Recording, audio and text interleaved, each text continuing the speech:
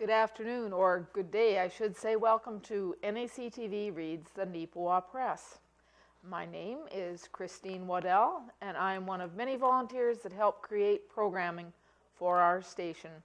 You may be joining us online at Neepawa Access Live through WCG 12, Channel 30, Direct Sightline, MTS, or Bell Express View.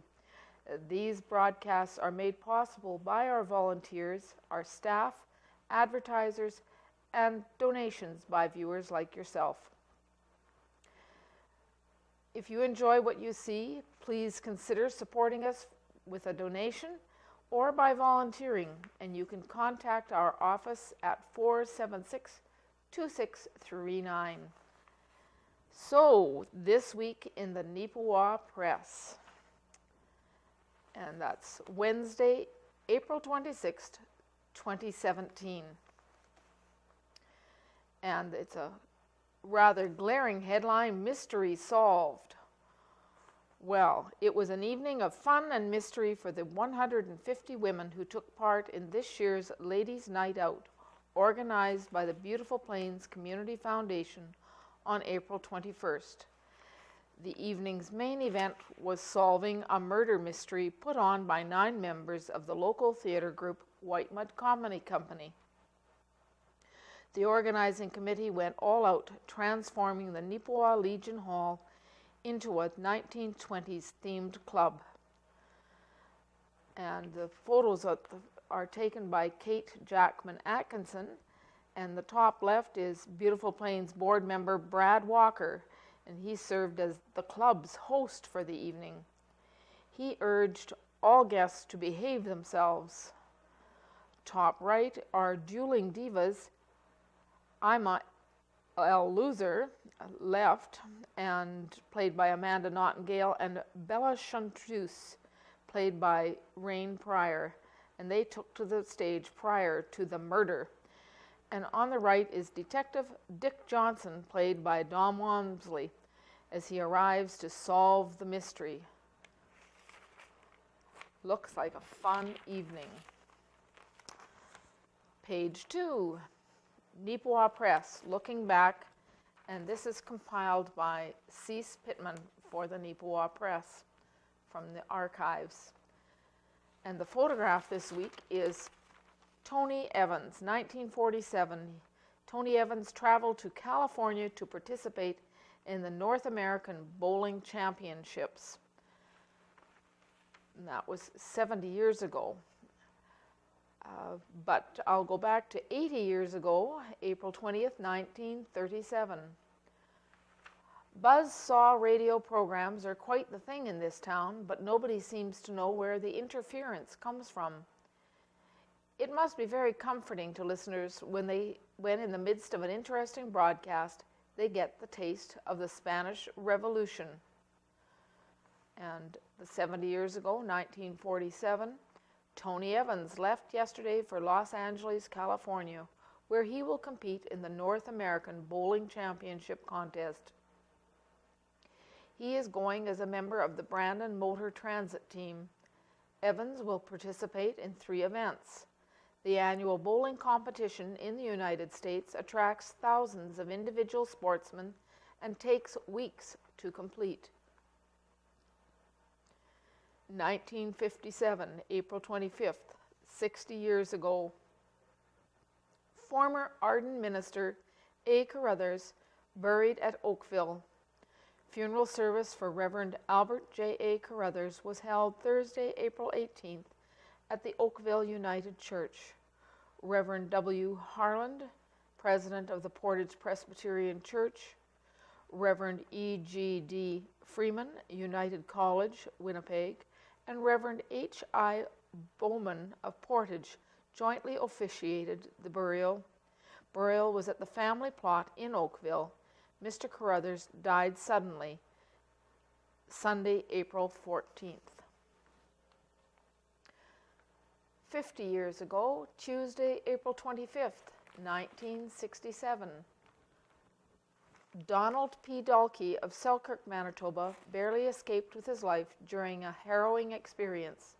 His car plunged into the river from from the number 4 highway, now Highway 16, missing both ends of the bridge and the signpost at the top left of the bridge, where a small group of spectators could be seen. A crew is preparing to tow the car out after Mr. Dalkey was rescued by the Neepawa Fire Department. Thursday, April 28, 1977, 40 years ago. Ferguson nominated Conservative choice. Close to 200 people unanimously re-elected MLA Jim Ferguson to the Conservative ticket for the Neepawa-Gladstone constituency at the Conservative nomination meeting held in Arden on April 22nd. Mr. Ferguson is a Gladstone area farmer who has spent the past 8 years involved in politics. Sterling Lyon, leader of the Manitoba Conservative Party, also attended the meeting, along with such party notables as MP Craig Stewart, Lloyd Hyde, and Warren Steen. This is the 37th Conservative nomination meeting this year, held in preparation, Mr. Lyon said, for a June election. 30 years ago, Thursday, April 23, 1987, the Board of Directors of the handy van operating in Neepawa and the surrounding municipalities are looking to the public to find innovative approaches to erase the almost $6,000 deficit the vans occurred in 1986. According to the chairman of the Neepawa District Disabled Persons Association, who looks after the handy van operations, the situation is not desperate yet, but they are looking for some help with the deficit. Herb Osmond said 1986 is the first year the handy van has had a deficit after operating in the area since 1981. The deficit was caused by a variety of factors, he added. 20 years ago, Monday, April 28th, 1997, an Edmonton man was transferred to Winnipeg's Health Science Centre after driving his vehicle into a ditch last Sunday. Police said the man suffered a broken vertebrae after he swerved off the road 1 mile east of Neepawa. No one else was injured in the mishap. The following day, the police closed off the road to traffic while the semi-trailer was removed from the ditch. Police said that while the accident is still under investigation, alcohol was not a factor. And 10 years ago, Monday, April 23rd, 2007, the town of Neepawa is budgeting for expenses of $3.96 million this year, a slight drop from last year's $4.04 million. Finance Committee Chairman Bill Stillwell said 2 factors allow for the decrease. In addition to holding the line on expenses, he said, the cost of a number of major projects, including the new care home and wastewater upgrade, will be borne largely from borrowing. That means we won't be paying for everything all at once, Stillwell said. With that article from 10 years ago, I'm going to go over to page 4 and read Neepawa's budget 2017. Budget details unveiled, Neepawa Council, April 18th, 2017, by Owen Devereaux for the Neepawa Press. And there is a photograph there of the town's Neepawa 2017 financial plans were made public. The town of Neepawa has decided to go on a major spending spree with its new budget. Fortunately, local ratepayers, for the most part, won't be the ones asked to pay that bill. On Tuesday, April 18th, the Town Council unveiled details for its 2017 financial plan, which has allocated $8,402,475.69 toward the general operating fund and $12,755,978.51 to the utility operating fund. Those numbers are much higher than the 2016 numbers, when Council set aside $7,655,027.81 towards general operating, and $5,047,751.51 for utilities. While that is a massive single-year increase, Mayor Adrian DeGroote stated that the majority of the money will come from the town's reserve fund, which has been accumulating for several years. Depleting the reserves is always a difficult thing. A number of councils and a number of budget have contributed to that build-up of the reserves, but we have some fairly significant and costly items that are planned, not necessarily immediately, but certainly within the near future, noted DeGroote. It would be irresponsible not to look at those reserves as leveling out the tax increases. Because of the use of reserve funds, the tax impact to residential property owners will include a mill rate increase of just 1.99%. For a home with an assessed value of $200,000, that will mean ratepayers will pay an additional $40.23 in taxes for the year. On a commercial property with a value of $500,000, the increase will be $145. The majority of new spending being planned is going toward the capital plan, which includes the construction of the new fire hall and water, sewer, and lagoon upgrades and expansion. As part of the budget allocations, $109,495.95 has also been set aside for grants to organizations, including the $85,000 towards the Yellowhead Center, $6,500 for Arts Forward, the former Viscount Cultural Center, and $4,500 to assist with the operating costs at NACTV. Other organizations of note receiving support include Neepawa Minor Ball, Home Assistance Neepawa and District, HAND, Neepawa in Bloom, Citizens on Patrol, Beautiful Plains Horticultural Society, Beautiful Plains Doctor Recruitment, and Beautiful Plains Archives. First reading of the 2017 budget was given and approved on Tuesday, April 18th. Second and third reading will likely occur at the next council meeting on Tuesday, May 4th. Under miscellaneous, the town of Neepawa has officially hired its new fire chief. Council approved Eve Gillis for the position effective immediately. Gillis has over 20 years of accumulated experience as the deputy chief and has also previously served as the interim fire chief back in 2005. He has taken over the position from Scott Gibson. Neepawa has thrown its support behind the RM of Yellowhead, their proposal for the construction of passing lanes on Provincial Trunk Highway 16 to the Saskatchewan border. Similar work has recently done along the 16 from Neepawa to Portage la Prairie. Other municipalities and regional businesses have also been asked by the RM to support the effort. In the near future, the RM plans on bringing the request to the province. A bylaw was passed to regulate the installation of sump pits and sump pumps for buildings in Neepawa. A bylaw on the management and regulation of the waterworks system received third reading and approval. During Mayor's report, Adrian DeGroote thanked the members of Council, Administration, and Director of Finance, Jamie Davey, for the hours of work and dedication given to the budgeting process.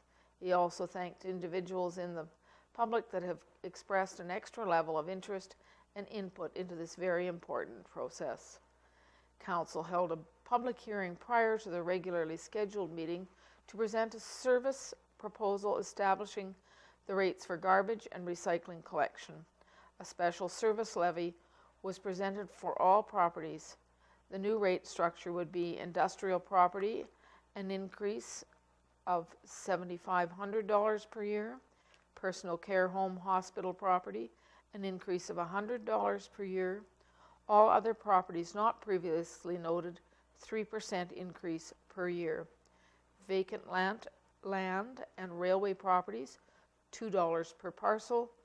New rate structure to assist in the recovery of costs associated with the annual town-wide garbage pickup on vacant lands.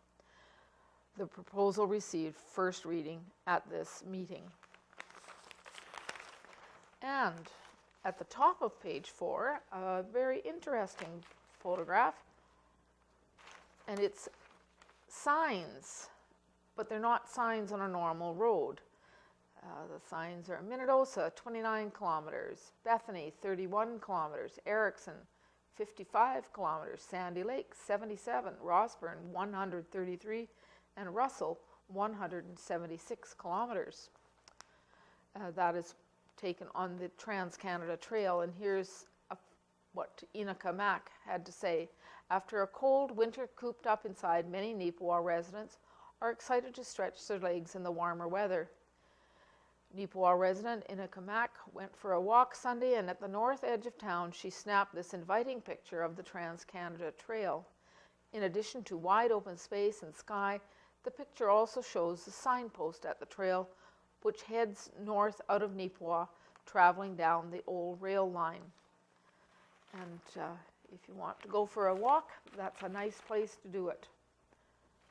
And page 5, French culture comes to NACI students. And they have submitted us photos from the high school. On April 21st, NACI middle year students took part at a French Cultural Day. Activities included drumming, magic, and drama. And so they would have to read have drama presentations in French. And it looks like they're having a very good time. So it's grades 6, 7, and 8 students participated in the French Cultural Day. The day was full of fun activities and opportunities for the students to enhance their knowledge of the French language and culture. The day started off with an assembly in the gym where students enjoyed a drumming performance by Jordan Hansen. Hansen is a music instructor from the University of Victoria who does drumming presentations and workshops around the world. They then had an opportunity to join in a wide variety of workshops including drumming, spoon playing, drama, magic, dance, lacrosse, Zumba, bracelet, waffle, and chocolate making. Always makes it easier to learn if you've got a fun activity to go with it. And on page 6, where are they now catching up with individuals? And these are individuals that, having covered most of them, featured in his recent book, Amateur Hockey in Neepawa, a scrapbook, local author and sports historian Rick Sparling has attempted to locate and catch up with some of the individuals featured in his first book, The History of Public School Hockey in Neepawa. And this week it's 3 women hockey players. Donna Mae Bell, 1954, 1955, Park West School Hot Rods. And there's, we've got our pictures mixed here. Didn't catch that. Donna Mae Bell was adventurous in 1959. After she left NACI, she and Carolyn Horn took off for Toronto, and after a year there, went to the West Coast for a year. Carolyn got married, and Donna Mae went home to help raise Doug, and shortly thereafter moved to Winnipeg. There she met and married Ray Prefontaine. They had 2 girls. Donna Mae worked for child welfare for 25 years. Ray passed away having had a heart attack while playing baseball. After she retired from child welfare, she moved to Sylvan Lake for 10 years, met and married Wayne Roth, and they retired to White Rock, BC. And this first picture I believe, that was the center picture. The first picture is Cheryl Sparling, nee Carvey. And she was on and I don't know which team she was because we've got a misplaced headline. But Cheryl Sparling moved to Winnipeg in 1959 and got on with MTS in the Exchange District for a year. She met Murray Carvey and married him in 1963. They had 2 children, Marty and Caroline. After Murray got his degree in civil engineering in 1966, they moved to Regina, then to Kelvington, Saskatchewan, then back to Regina, and on to Melfort, Saskatchewan. The kids were just starting primary school when they moved to Fort St. John. Murray opened another EPEC branch in Cranbrook, BC. Cheryl, after years of being a busy mother, went to work doing secretarial work for Murray's EPEC consulting company until they retired in 2002. Both Cheryl and Murray have had a few health setbacks in the last decade, but are able to enjoy some holidays in the USA and cruises to Mexico and Alaska. Both exercise, and Cheryl volunteers at the local hospital and follows the trail of her 3 grandchildren, Marty's son, Matthew, 26, and Carolyn's 2 boys, Aiden and Ethan. And the third individual is Betty Lou Stoddard, and she was 1955-56 Park West School Champions Alouettes. Betty Lou Stoddard, Poland, left school to work in Winnipeg in the Eaton's main switchboard beside MTS downtown.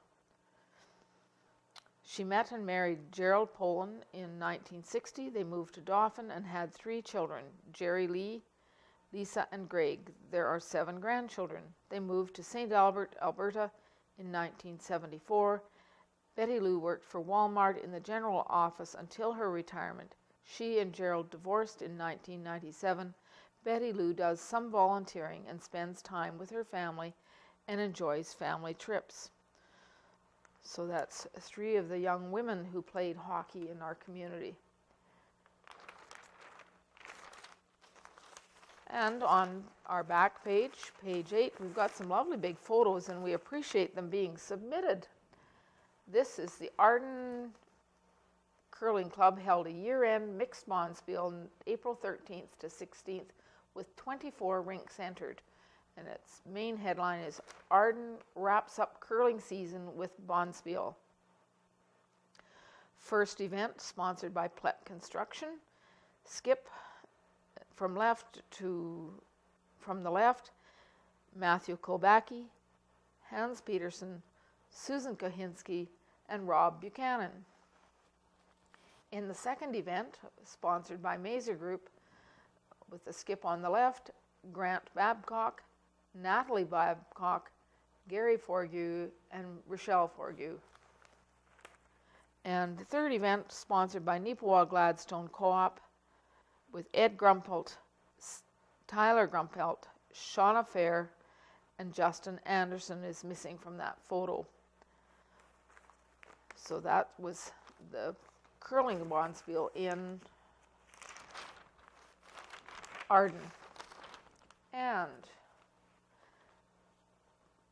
the opinion page on page 3. And I always enjoy the cartoon is purchased from Tundra, Chad Carpenter. I don't know if you can make that out, but there they are in their nest, and something has just taken a chunk out of it and bounces off to the right in the screen, and you wanted to live on a golf course. I guess it isn't always easy living on a golf course. Could get your nest blown up. There we go. The first opinion is one that has been sent from Jonathan Alward, Director of Provincial Affairs for Manitoba Canadian Federation of Independent Business. The Canadian Federation of Independent Business, CFIB, released a new environment report that shows going green is a priority for a majority of small businesses in Canada. It reveals that the environmentally friendly measures small business owners have been implementing are motivated by their own personal views and their commitment to do their part to protect the environment.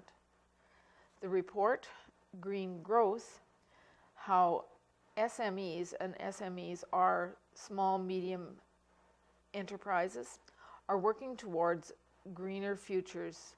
It's based on a CFIB survey that found a majority of members believe that actions to protect the environment can be done alongside policies that encourage economic growth. Only 10% believe that either economic growth or environmental protection should be given priority to the detriment of the other. They need only resources and information to help them do more. It is essential that governments do not only include small businesses in the conversation around issues such as emissions reductions and climate change, but also recognize the work they are already doing to help the environment, said Monique Moreau, Vice President of National Affairs at CFIB. The best way for governments to help small businesses go green is to provide them with the information, tools, and the resources necessary to ensure they can continue investing in both their business and the environment. The report found that punitive measures such as carbon taxes and additional fees or regulations are the least effective mechanisms to encourage small businesses to implement environmentally friendly measures. Only 13% said that the fear of additional government taxes and regulation would encourage them to do more for the environment. With the uncertainty surrounding the new administration south of the border, it is important that we retain our competitive advantage, warned Moreau. Until we know what kind of environmental policy will be implemented, it would be premature to place an undue burden on Canada's SMEs through new tax and regulations. And the other submission is concerning Canada's 150th anniversary. The many faces and places on the Canada 150 commemorative note. It's not easy representing 150 years of Confederation on a single bank note, but the Bank of Canada's new commemorative note does just that, with a story about our history, land, and culture.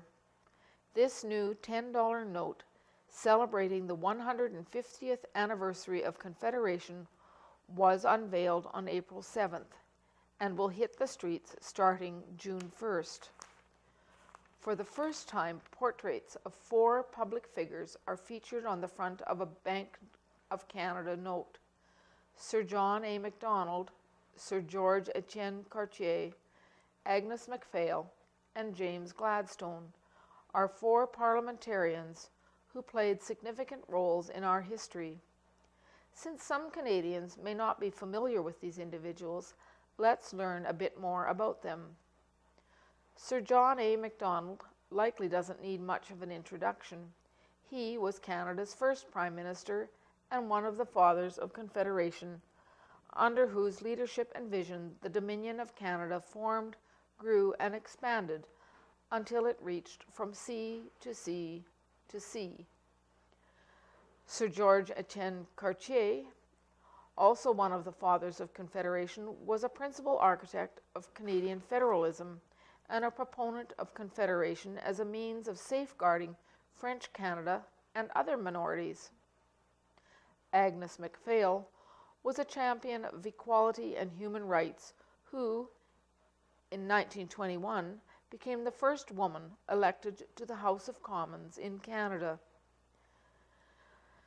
James Gladstone, or Ake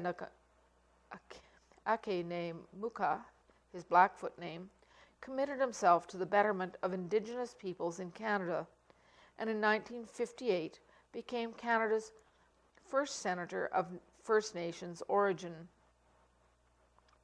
Together, these 4 remind us that the Canada of today was shaped by people of different backgrounds who, through their vision, courage, and effort, created a better country. The back of the note emphasizes Canada's natural landscape, the rugged splendor of a land as diverse as its people, 5 landscapes representing different regions of the countries: the West Coast, the Prairie Provinces, Central Canada, the Atlantic Provinces, and the North. Beginning June 1st, 40 million commemorative banknotes will be distributed through Canada's financial institutions. The commemorative note will circulate alongside the current $10 note, but will not replace it. The existing $10 note will continue to represent the majority of $10 notes in circulation for the life of the polymer series. Visit www.bankofcanada.ca/banknote150 to learn more about the design and security features of the commemorative note. Follow the bank on Twitter at Bank of Canada for the latest news as we prepare to issue this special note marking the 150th anniversary of Confederation. And that, without going and reading all the advertisements, is the stories and photos that have been prepared by the staff at the Neepawa Press. And thank you very much for tuning in to NAC TV. We appreciate that very much.